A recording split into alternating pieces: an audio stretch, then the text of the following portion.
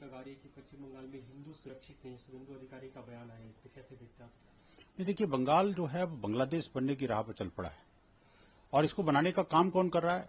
दुर्भाग्य है कि उसकी राज्य के मुख्यमंत्री और जो रूलिंग पार्टी है वो लगातार इस तरह के बयान दे करके और वहां के जो इस्लामिक जिहादी तत्व हैं, अतिवादी लोग हैं, जो कट्टरपंथी मौलाना और कठमुल्ले हैं, उनको भड़का करके किसके विरुद्ध भड़का रहे हैं? वो भी देश के संसदीय कानून के विरुद्ध। जो कानून 25 घंटे की लगातार नॉन स्टॉप डिबेट के बाद में संसद में पारित हुआ, आधी रात के बाद में 2:30 बजे कानून पारित हुआ और उससे पूर्व जो है 9 महीने तक लगातार देशव्यापी बहस हुई, इसमें करोड़ों लोगों का पार्टिसिपेशन हुआ। और तो और वो कानून बनने के बाद में 17 याचिकाएं सुप्रीम कोर्ट में पेंडिंग है।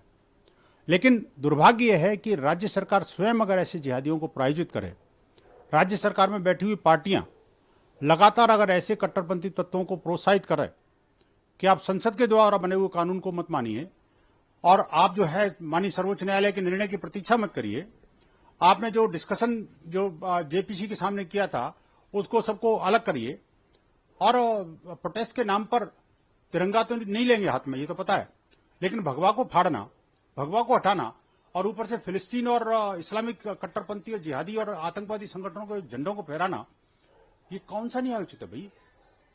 हम कहीं बांग्लादेश में हैं या बंगाल में हैं, ये समझना पड़ेगा। ये बंगाल को बांग्लादेश बनाने के जो षड्यंत्र हैं, इससे राज्य सरकार और उसकी टीएमसी को बाज आना पड़ेगा, अन्यथा तो हिंदू समाज इसको स्वीकार नहीं करेगा। हाई पंजाब ने और सीएपीएफ डिप्लॉयमेंट का आदेश दिया, जो भी एक तरह से जो मुर्शिदाबाद में घटना हुई वो राज्य के बाकी हिस्सों में न जाए, इसे देखते हुए देखिए, बड़ा दुर्भाग्य है कि देश के अंदर राज्य की जो लॉ एंड ऑर्डर की मशीनरी जब फेल हो जाती है तो कहीं ना कहीं हाई कोर्ट को और सुप्रीम कोर्ट को इंटरवेन करना पड़ता है। और ये पहली बार नहीं हुआ जी। बंगाल का जो हाई कोर्ट है, यानी कितनी बार इस तरह के जो ऑर्डर पास करने पड़े उनको।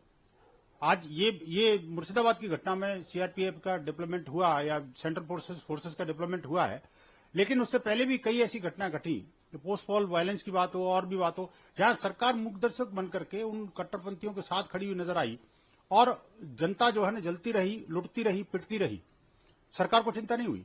और अल्टीमेटली जो अपना हाई कोर्ट है उनको इंटरवीन करना पड़ा। पहले भी उन्होंने सेंट्रल फोर्सेस के लिए बात की थी और अब आज भी की है। हिंदुओं की तो स्थिति ऐसी हो गई बंगाल के अंदर, जो कि एक संतों की पावन धरा थी, जिस बंगाल के कण कण में, रोम रोम में माता काली का जो जयकारा गूंजता था, आज वहां जिहादी आतंक चरम पर है और वहां हिंदुओं को अपनी यात्रा और धार्मिक कार्यक्रम करने के लिए माननीय हाईकोर्ट से निर्णय लेने पड़ते हैं और उसके बावजूद भी हमारे पर हमले होते हैं।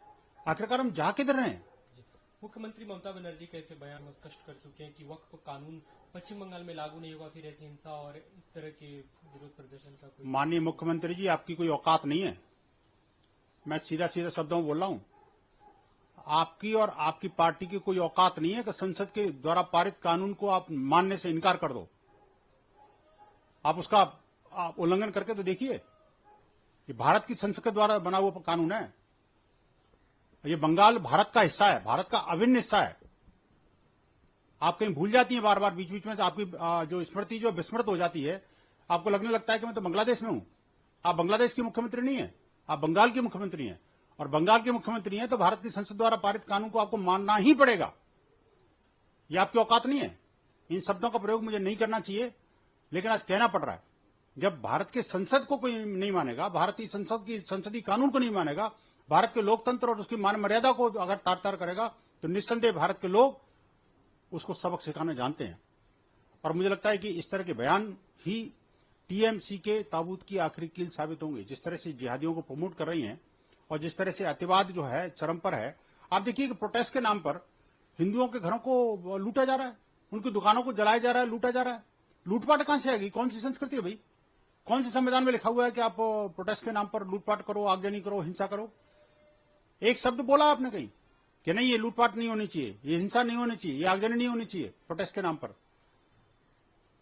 ये जो इंडी गठबंधन है ना जी, ये लगातार संसदीय कानून का विरोध के नाम पर और विस्मरण कर रहा है।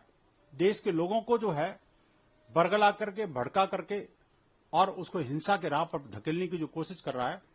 ये हिंसा एक दिन आपको ही जला देगी, ये निश्चित मान के चलना। मैं सबको बोल रहा हूँ। पश्चिम उसके ठीक उसी दौरान हिमंता बिस्वा शर्मा जो असम के मुख्यमंत्री, उनका बयान है कि शुक्रवार के दिन असम के विभिन्न इलाकों में भी ऐसी घटना का षड्यंत्र था, हमें खबर थी, लेकिन हमारी पुलिस चौकस रही और ऐसी कोई घटना नहीं घटी। देखिए, इतिहास इस बात का साक्षी है कि देश के अंदर अगर आप दंगों का इतिहास निकालोगे तो पता लगेगा कि उसके अधिकांश जो दंगे हैं या दंगों में इनको कहूंगा कि एक तरफा हिंदुओं पर हमले हैं, वो मस्जिद से निकलते के साथ होते हैं, जुम्मे के दिन होते हैं, पत्थरबाजों के द्वारा होते हैं, नमाज के बाद होते हैं। आखिर क्यों? ये कोई पहली बार नहीं हुआ जी। अभी मुर्शिदाबाद में भी जो कुछ हुआ शुक्रवार के दिन जो है ना, ये नमाज पढ़ने के बाद भी हुआ था। और आप देखिए कि सिर्फ वहीं नहीं, देश के अंदर कहीं भी देख लीजिए, समझ में नहीं आता कि वहां नमाज पढ़ने जाते हैं क्या या हिंसा को कोई ट्रेनिंग लेने जाते हैं। ये बड़ा दुर्भाग्यपूर्ण बात है। मैं तो कहूंगा कि आपके माध्यम से सभी राज्य सरकारों को निवेदन करूंगा कि जितने भी जो मदरसे हैं, मस्जिद हैं और मुस्लिम बाहुल्य क्षेत्र हैं, वहां पर सीसीटीवी, हाई रेजोल्यूशन के सीसीटीवी कैमरे लगाए जाने चाहिए और उन सीसीटीवी कैमरों को command and operation local police station के पास होना चाहिए, जिससे कम से कम वहां पर चल क्या रहा है, कौन से हथियार वहां जमा हो रहे हैं, कहां से पत्थर जा रहे हैं वहां पर और कैसे उनको ट्रेनिंग दी जा रही है, इस सबका जानकारी उस लोकल पुलिस स्टेशन को, और local police station should be made accountable for any such incidents happening against the community. तो वो जो है उन सबका संज्ञान लेना चाहिए। आप देखिए, देश भर के अंदर हिंदुओं के जितने भी तीर्थ स्थल हैं, मंदिर हैं, हमारे जो गुरुद्वारे हैं, गिरजाघर हैं इवन, तो वहां पर सब जगह सीसीटीवी कैमरे लगे हुए, इन एंड आउट सब जगह लगे हुए हैं, लेकिन मस्जिद हम नहीं देखे मेरे को। तो आखिरकार क्यों नहीं लगने चाहिए भाई? वहां के लोकल एडमिनिस्ट्रेशन इस बात के लिए क्यों उदासीन बना रहता है? और जब वो अतिवाद करते हैं तो वो अपनी मुंह छिपा के क्यों भाग जाता है?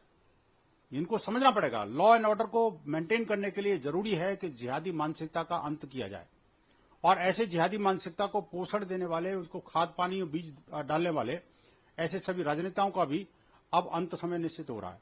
जिस तरह से आप देखिए कि जो लोग आप आज, इसीलिए विश्व हिंदू परिषद ने आज संपूर्ण बंगाल के अंदर जो है हमने राज्यव्यापी प्रदर्शन करने का तय किया है।